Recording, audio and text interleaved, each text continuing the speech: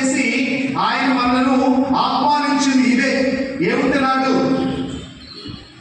Vocation and mission of the family in the contemporary world and in the Catholic Church. అంటే ఈనాటి శ్రీ సభలో, ఈనాటి మానవ సమాజంలో కుటుంబం యొక్క విలువ, కుటుంబం యొక్క పిలుపు, దాని యొక్క విశేషణమని చెబుతున్నాడు. ఎందుకంటే ఇది ఏదో సమాజం విలువలు మరిచిపోయిందని కాదు, అన్యులు ఈ క్రైస్తవ విలువలు మరిచిపోయేది కాదు.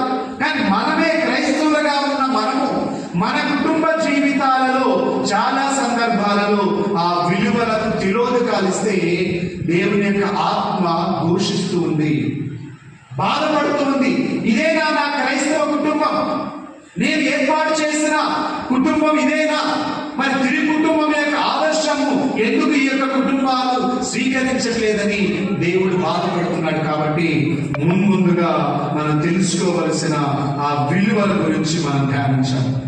అందుకే ఈ యొక్క విలువలు తల్లిదండ్రులు పాటించి ఆ పాటించినవి తమ బిడ్డలకు అందచేస్తే అది నిజమైన వారసత్వం.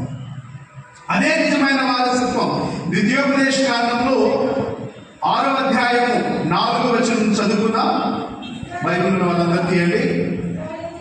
ఇశ్రాయేలీయులారా వినుడు, మన దేవుడైన ప్రభువు, ఏకైక ప్రభువు,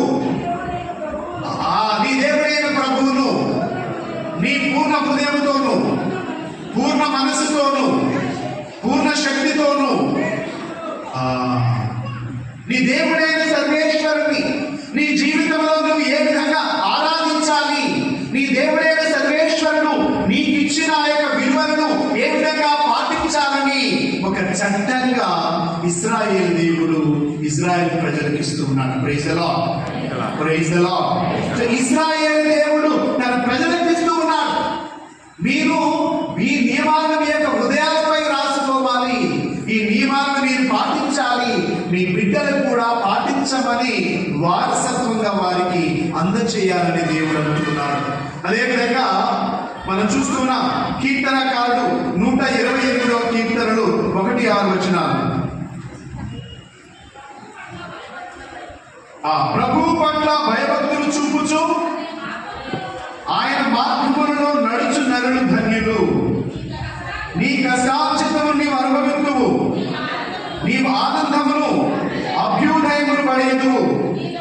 నీ లోకట నీ భార్య ఫలించిన ద్రాక్ష